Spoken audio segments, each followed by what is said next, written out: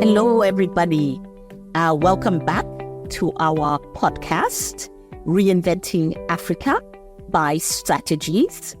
As you know, this podcast is all about functional states in Africa, building for functional states, modeling functional states, understanding the functionality of the state on our beautiful continent. We introduced the concept last time about functional states, and we mentioned that functional states rest on three key pillars according to this concept developed by us here at Strategies. The first pillar is presence. The second pillar is safety and sustainability.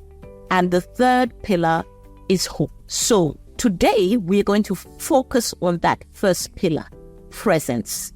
What does it really mean? What are we talking about? And to discuss it, I have a special guest, a guest that I know a little bit. My guest is Aurélie Majo, Senior Consultant at Strategies, trainer, facilitator, specialist on questions of organizational development and entrepreneurship. Aurélie, so glad to have you here. Hello, Ka. Hello, everyone. It's really a pleasure for me to be the guest on our podcast.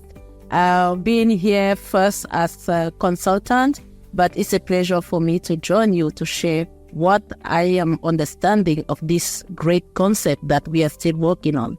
Yes, we're still working, and that's why we are inviting you out there to send comments, send questions, remarks, whatever it is. Please engage. This is a concept that we are developing. Aurélie, you and I are just coming back from Nairobi. We had the good fortune to be sitting with people from government, from civil society, from farmers' organizations, from private sector, definitely development cooperation, to talk about transforming agri-food systems sustainably and for the resilience on the African continent. To you, what does this whole idea of presence mean, especially in this practical application of transforming agri-food systems? For me, when you talk about presence, I just want to say somebody or something that is present is something that you can see. So for me, a functional state which is present in a country is basically, are you able to see infrastructures that are there? We want to transform agriculture, we want to transform our agri-food systems, but do we have all the ministries that are needed really for this to be done? Do we have offices? This is the first simple question. Can a farmer just go to an office and be able to, one, have access to basic services? Can this person be identified? Can this person register an office or a business? Can this person really have access to basic documentation that is needed for him or her to run his business and be able to commercialize and really enjoy of the fruit of this work? We are talking of also presence, but for these services to be delivered, we need people. Do we have civil servants in quantity and in quality? Are they trained? Are they available? Are they understanding the needs of the population that they are there to serve? So for me, a functional state which is present is a state where I am able to see offices, I'm able to see structures, I have access to basic services, and of course, I need people who have the skills and the resources to really deliver these services. And this should not only be in urban areas, because we are talking of agriculture, so this means we are talking of rural area. So we should be able to have access to these services and have these people present also in the rural areas. So for me, that is the first understanding of having a functional state. Absolutely. And I think that's precisely what we mean by this pillar. You know, we often say the three pillars are not in any particular order, but I think this pillar of presence is really fundamental. Like you say, can you see the state? Can you feel the state? If we are talking of an area like agriculture, you've mentioned two key things. Number one, the producer, who is the farmer. Do they have extension services? Can they register their land and secure their land? They don't have to travel to a capital city, travel to the capital of a province or a region to register their land. Can they do it where they are? Can they register that land? Can they have training? Do they have access to seeds, to new production techniques, and so on? All of these services which a state is supposed to provide. But I also think, because sometimes when we talk about agriculture, we go straight to the farmer. But there's all the aspect before. You know, throughout Africa, we see farmers who produce, but they're not able to get their produce to market. Probably because they are missing roads. Do we have the roads that will enable them to transport their products from the farms to the markets? We have people who are able to go there and buy, but how are they going to bring them to the main markets to make sure that people have access to these products? When you are also talking about the roads, I want to ask myself, agriculture needs water. It needs energy. But do these farmers really have access to water in their rural areas? Do they have access to energy to be able to preserve these foods? Because if you are able to produce and you don't have access to all what is needed for conservation, it means you are going to spoil your products. If you are not able to transport them and make sure that the conservation process is there, then it's a problem. But if you cannot conserve it, do you have the structure and the infrastructure, for example, to process it? That is also another problem. So for me, the presence of the state is not only for a state to have offices, but it's really to be able to make available all what is necessary to have food from the farm to the plate of every citizen, and make sure that it's not only having the quantity, but that food at the end of the day should be good for the health of the population. Otherwise, you are just killing your population. Absolutely. So, you know, now you're talking about what we generally tend to call enabling environment. So has the state, and nobody can create the enabling environment except the state. Yeah. They have to give electricity. You know, sometimes we think of farm produce, and as you've said, I think throughout our continent, the figure is something like 30% post-harvest losses. So we have a continent, quite a lot. We have a continent which is hungry on the one hand. We have a lot of hunger and malnutrition, but we produce as because we don't have, because the state is not present, because the state is not providing water, electricity. And while you were talking, I was thinking about these other aspects of agriculture when we talk about, breeding. If we are breeding animals, goats, pigs, whatever it is that we are breeding, we need that infrastructure to be able to actually carry it out. If we're talking about fishing, you know, I have visited some extraordinary fish ponds in deep rural areas throughout our continent. And conservation that you're talking about is a huge problem for them. Yeah. And also when you're talking of the breeders, this is I'm just remembering of the policies that are going there and all the infrastructure and what is needed for in case, like for example, you have breeders, you have farmers, they are sharing the same space. In case there's a problem, do we have what is needed? Do we have policies? Do we have all the different laws and all the mechanisms to really solve these conflicts? And in doing that, how are we taking care, or how are we taking into consideration the traditional behaviors and all the cultural aspects that goes with it? So for me, a state that is present is not just to deliver these basic services, it's also to be able to have the mechanisms to resolve situations if they occur. And we are talking today of climate change. Do we have all the laws and all the mechanisms to really support these farmers in rural areas when they face the shocks? So for me, it's really important for a state to just be present first, and then we can think about the next day. The next step. You really brought out the point, which is very important. I think throughout our continent, if we take what we know as the conflict belts, from the Sahel all the way to Boko Haram around Lake Chad, all the way to the Horn of Africa, we drop down into the Great Lakes region, we find that the absence of the state, specifically on this point that you have just mentioned, the state's role in regulating the use of limited resources.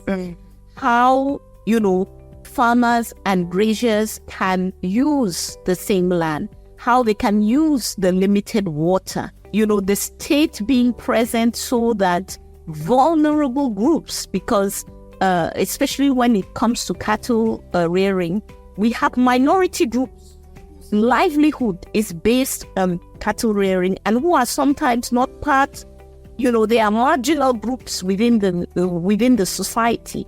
How does the state bring them in? You already mentioned these are the same groups who don't have an identity card, who don't have a birth certificate. So all of those administrative services, So presence is, from what you're saying about, is the state there? First of all, can we see it? Can we touch it? Can we feel it? Number two, is it providing technical services for farmers, for breeders, for people who are doing fishing and other aspects? If we go to health, if we go to social services, education, we will have other aspects.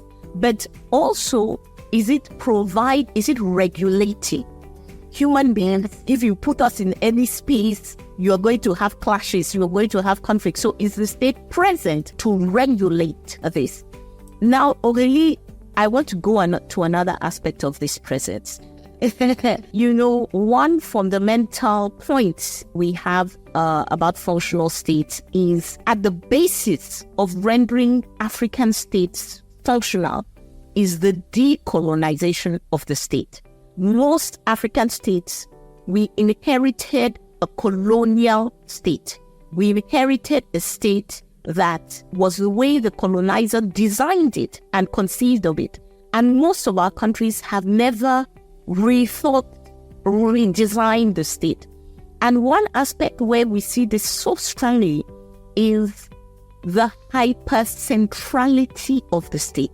You go to almost every African country, you find the same story. In the capital city, you have all of the services, you have all of the administration, people have to travel for hundreds, sometimes thousands of kilometers to get a simple administrative service, because the state is not present in the other parts of the country. How does this decentralization play in a field like agriculture, like the one we were talking about? Wow.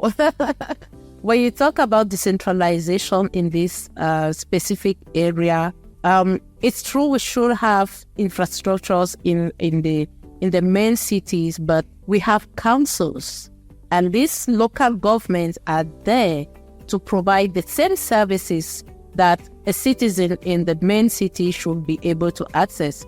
So for me, a functional state in terms of presence is that all the services you have in the cities, you should be able to have them in rural areas. And this will mean specifically for the local governments to have the power to make decisions. So we should not just have people elected.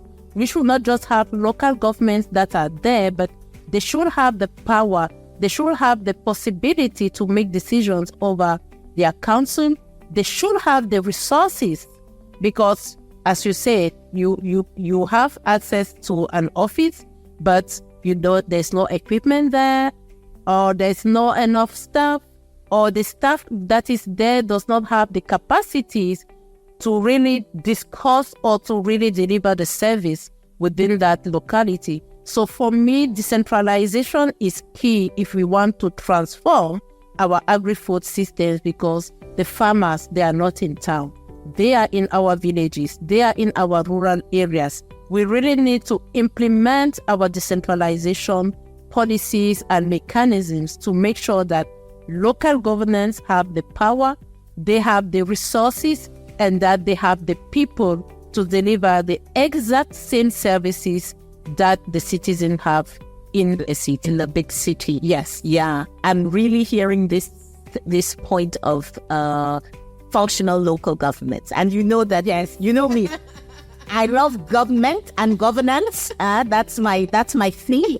And I honestly believe that the most important level of government is the local government. Yes. And we have not really built functional local government in most places in Africa. And this distance, this gap between the citizen and the state is really coming from the fact that the local government is not working. Like you say, I love the way you have put it.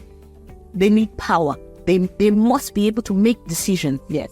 They must be able to, at strategies we have worked on local economic development. If a local government does not have the ability to say, this value chain in my local government, we produce corn, and to have a strategy around corn, or to say in my local government, we are breeding cattle, and this is our strategy around cattle. And it's not just having the power, but like you say, having the qualified staff. Most of the time you walk into our local government and, they're very nice people there, but they don't really have the technical ability to help people. And they need the resources, because when we are talking about roads and water and electricity and so on, of course, there has to be a national strategy, but the local government has to have enough power to really, and resources to really implement it if we want those services to actually get to the people. Yes, and I just want to come back a bit, because as we are talking of local governments, we are talking of local populations, I just wanted to maybe hear from you what you think, because the main group really involved, really providing the labor in these agricultural sectors, we have women and we have youth. I just want to hear what, from your perspectives, what do you think should be done? How do you feel like, don't you feel they should be integrated in somehow, just maybe in the decision-making process? Are they really benefiting from what is there? Can you please just share with our audience how do you see vulnerable group really involved in the process? Yeah. I think, this whole point of presence, when the state is not present, the groups that suffer the most are the vulnerable groups. Because, the way society is structured, in most of our African countries, men have more resources. So if you have to travel to a big town, a lot of men can somehow mobilize the resources to get to that big town. Yeah. Women, young people, they're just not going to have the resources to even travel. Yeah. So they are immediately excluded from that service, And this is especially true when we talk of things like land rights. Yes. In land rights in most of Africa, we have traditional law, and then we have the national law, and the two are competing with each other. And very often the thing that gives women equity, that gives young people equity, is the national law. Yes. And when they don't have the access, then that's what, presence again. If there is no justice, functional justice in, the village where they live or the small town where they live, how do they then exercise and get their rights over the fundamental resource that is land? If you don't have land for many people in our societies, you don't have the fundamental resource, the fundamental capital for any kind of economic activity. Yeah. And, sometimes even in our countries, you have nice laws which are taken at the capital city, we even some of our countries have quotas for young people in a local government. They have quotas for you access services. But if the local government is not present, if it is, and we are saying present doesn't mean just that you have a building with a name. That's it. But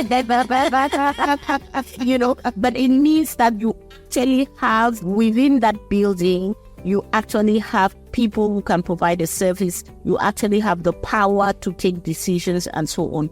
If we don't have all of that functioning, then, young people with disabilities, women, ethnic minorities. I mean, what we are finding throughout our continent is that these groups get left behind and left behind and left behind. Yeah. And some of these situations, as we've said, this lack of presence of the state is at the base of conflict.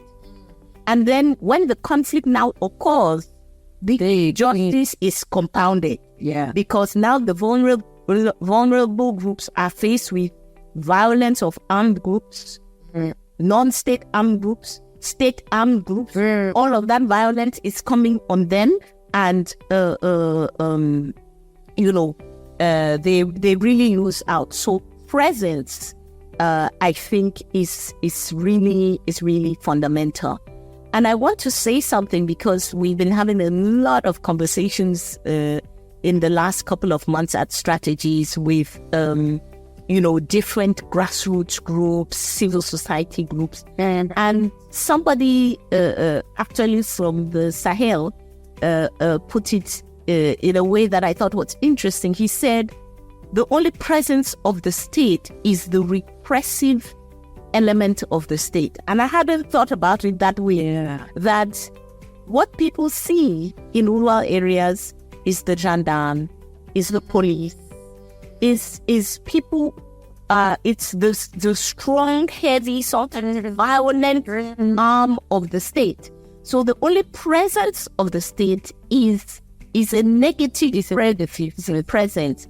And then we begin to wonder, but why don't these groups feel like they belong to a country? Why don't they feel like they are citizens? Why don't they? Well, if the state is not present in a positive, aspect in my life, if the state is not there giving me water, giving me a road, giving me giving me an identity, but it's only there to, really repress me, then I don't feel like I'm any kind of citizen. You know what? I don't feel like I'm any kind of citizen. And as we have seen, I become then a very likely candidate into the recruitment of radical groups. So, yeah. Aurélie, I think this has been a very interesting discussion on presence. I'm going to hand over to you for some really concluding remarks about presence and its importance if we talk about functional states. What would you say? Yes, what can I say without repeating myself? But again, as I said from the beginning, a functional state that is present is really a state that is able, as you said from the beginning, can I see somebody? Can I see an office located somewhere? Can I have access to basic services? And do I have qualified people who are there to deliver the service And behind all of this, is there a mechanism that is doing some kind of research? Is there a mechanism to really put together innovation, because people are also doing things on the ground, but how are those innovations being documented?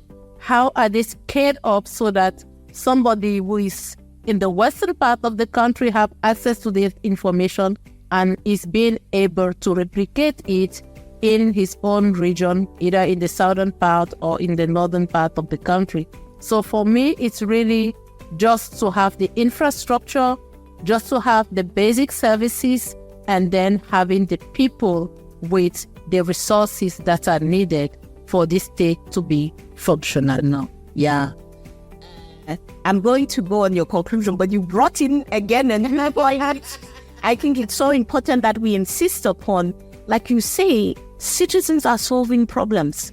They are innovating. They are creating. They are active culturally, musically, in terms of, production, in terms of science, in terms of, citizens are doing things. And a functional state organizes itself so the presence of the state is not only to provide services, it is also to gather and, create a channel, to channel these innovations, this creativity that is within the population, so that it can be beneficial for the entire country. I think that aspect that you brought out is really fabulous in terms of presence, because sometimes we know this informally, right? Citizens will travel from one part of the country to some other part because there's a guy over there who knows how to heal some particular disease. And this guy is just there, year in and year out,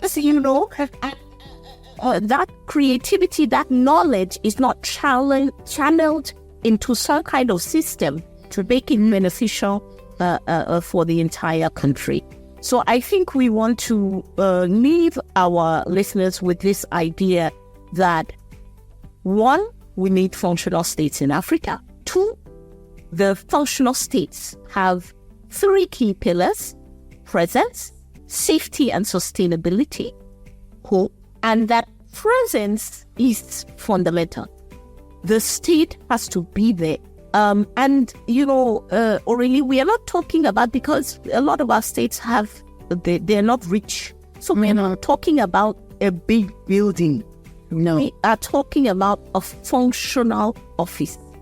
That office can be in a small hut somewhere, but can it provide the services?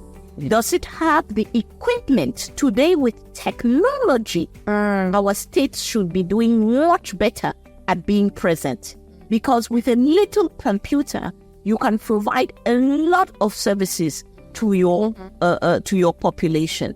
So is the state there with the services? Has it provided both the overall enabling environment, so water, electricity, roads, and so on, as well as the specific services that may be needed for the economy? Today we've talked a lot about agriculture. Yeah. Specific services that may be needed for social services, health, education. Specific services that are needed for security, from land rights to physical security. Is the state really there? Is it present? So just before we conclude the podcast, I'm just remembering a key thing that came out in Nairobi in the conversation is that if we really want to transform our agri-food system, there is a strong need to have multi-stakeholders platform. Yes. So we need everybody to be at the table, being the vulnerable groups, the private sector, the government, the development partners. But if we are all coming together and we don't have a state that is present, it means we're not going to transform. Absolutely. We're never going to finish this podcast because there's a new idea happening. But again, fundamental. you brought in this idea of vulnerable groups and the need for citizens. What we are crying for in Africa today, citizens are saying we need to be part of decision making. Yes. We have 60 years of governments making decisions without us. And so far, there's a proof on the table that it doesn't work. So we want to be part of decision making. And that means having all of these stakeholders being able to discuss with one another, being able to, I like that word of co-creation, creating solutions together, taking into account everybody's needs.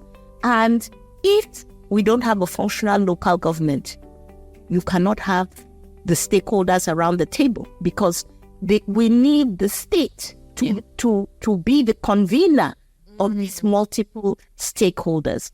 If you do not have a functional regional government, it doesn't work. If you don't have a functional national government, it doesn't work.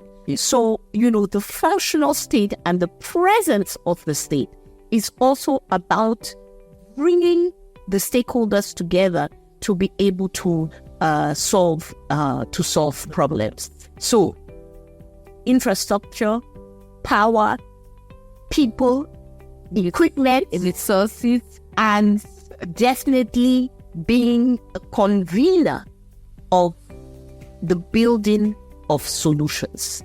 These are the kind of functional states that we want. This is the reinvention of Africa that we are talking about. And we want our listeners to really hold on because we are coming back very soon with the next two pillars, safety and sustainability. And Aurélie, I want to say thank you so much for joining me to discuss about presence today. I think you've done so brilliantly, and that we've really established this. It looks really simple, but you look at our countries and see that it's not there. So we need presence. We need presence. Thank you, Carl. It was really a pleasure to exchange with you on this great topic. As you said, we are still working, we are still developing. I'm sure we're going to give much more to our audience. And if we don't have presence, you can't give hope if you are not there. Exactly. Thank you. Exactly. Thank you very much. Like, comment, share, do all the things that the internet people do with the podcast, and subscribe, because we'll be coming back, reinventing Africa for the next pillar, which is safety and sustainability. Talk to you soon. Bye.